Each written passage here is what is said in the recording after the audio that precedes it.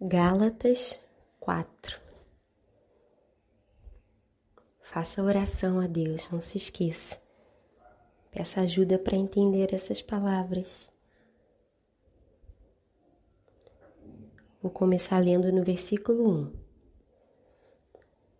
Digo, pois, que durante o tempo em que o herdeiro é menor, em nada difere de escravo, posto que é ele senhor de tudo. Mas está sobre tutores e curadores até ao tempo predeterminado pelo Pai. Assim, também nós, quando éramos menores, estávamos servilmente sujeitos aos rudimentos do mundo. Vindo, porém, à plenitude do tempo, Deus enviou o seu Filho, nascido de mulher, nascido sob a lei, para resgatar os que estavam sob a lei, a fim de que recebêssemos a adoção de filhos. E, porque vós sois filhos, enviou Deus ao nosso coração o Espírito de seu Filho, que clama, Abba, Pai. De sorte que já não és escravo, porém filho, e sendo filho, também herdeiro por Deus. Parando aqui, eu vou fazer alguns comentários para ajudar na compreensão do texto. Paulo começa a se referir a um menino, a uma criança, que ele diz que é o herdeiro. Um menino, ele fala lá do 1 ao 7 sobre isso. Ainda que seja livre e senhor de toda a família de seu pai, porque ele é o herdeiro de tudo, ainda é considerado um escravo, porque vive em sujeição ao governo de tutores. Mas o período de tutela dura somente até o tempo predeterminado pelo pai. Depois disso, o menino desfruta de sua liberdade. Nesse aspecto, os filhos de Deus do Antigo Testamento, apesar de serem livres, não estavam na posse desta liberdade ainda, já que estavam na tutela da lei. Essa escravidão se encerra com a vinda de Jesus Cristo. Não quer dizer que não devemos mais obediência ao ensino da lei e podemos fazer o que nos agrada. Não. A lei é uma norma eterna de uma vida agradável e santa a Deus. Então, Paulo usa a figura de um menino que é herdeiro, mas ainda sob tutela quando criança, não tem acesso àquilo e é como um escravo. E assim ele diz que eram os cristãos do Antigo Testamento, sob a tutela da lei, ainda escravos. E isso tudo teve fim, o povo teve a posse como o herdeiro e desfrutou de liberdade quando Jesus Cristo veio ao mundo. Espero que com o passar das leituras, das explicações, isso vai ficando mais claro. Continuando a leitura, versículo 8. Outrora, porém, não conhecendo a Deus, servis a deuses que por natureza não o são. Mas agora que conheceis a Deus, ou antes, sendo conhecidos por Deus, como estáis voltando outra vez aos rudimentos fracos e pobres, aos quais de novo quereis andar, escravizai-vos.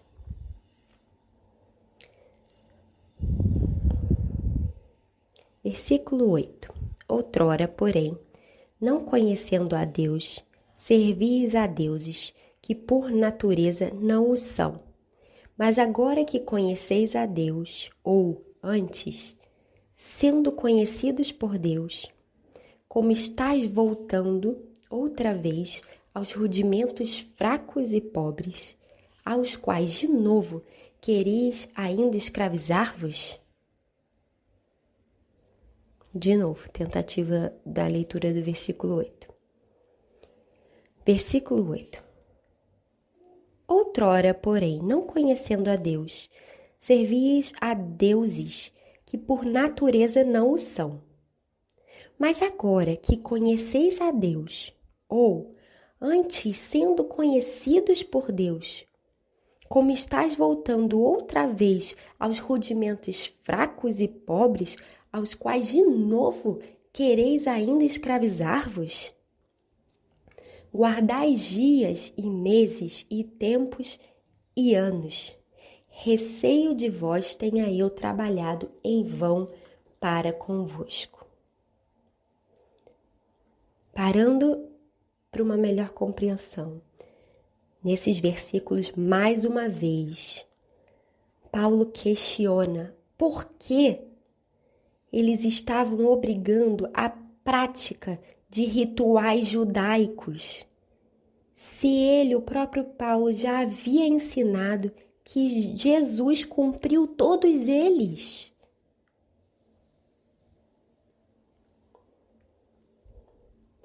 Continuando a leitura, versículo 12. Sede qual eu sou, pois também eu sou como vós. Irmãos, assim vos suplico. Em nada me ofendestes. E vós sabeis que vos preguei o Evangelho a primeira vez por causa de uma enfermidade física. E posto que a minha enfermidade na carne vos foi uma tentação, contudo não me revelastes desprezo nem desgosto. Antes, me recebestes como o anjo de Deus, como o próprio Cristo Jesus. Que é feito, pois, da vossa exultação? Pois vos dou testemunho de que, se possível for, teríeis arrancado aos próprios olhos para nos dar. Tornei-me, porventura, vosso inimigo por vos dizer a verdade?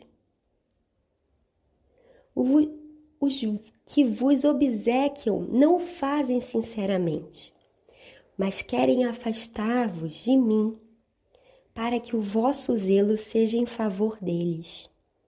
É bom ser sempre zeloso pelo bem, e não apenas quando estou presente convosco.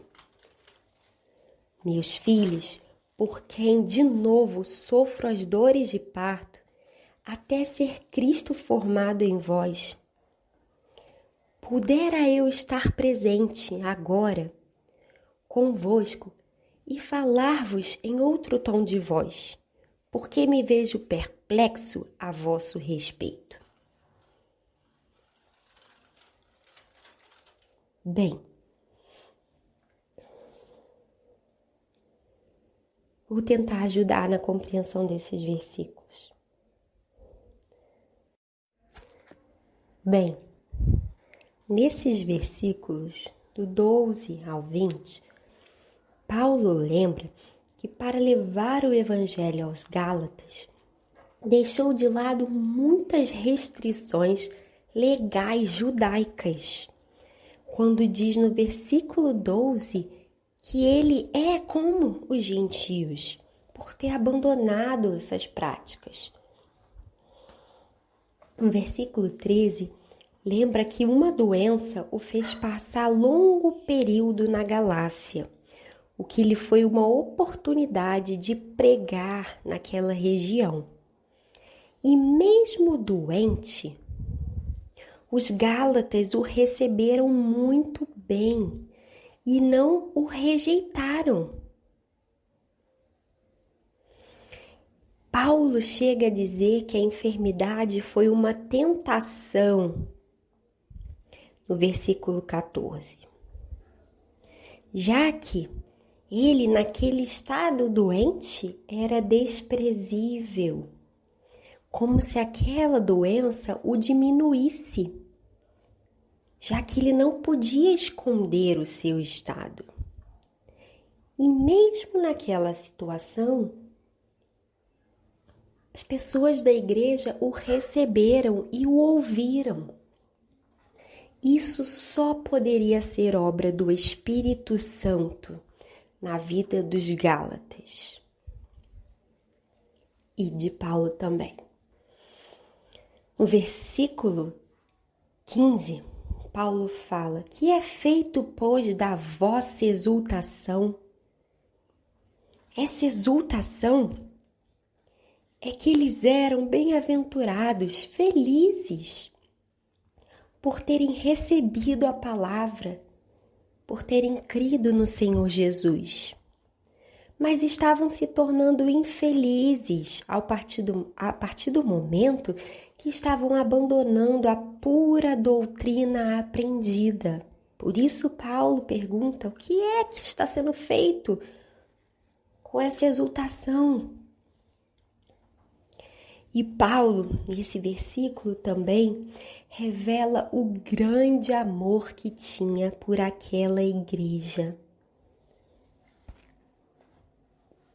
ao ponto de dizer que, se fosse preciso, ele arrancaria seus próprios olhos por ela.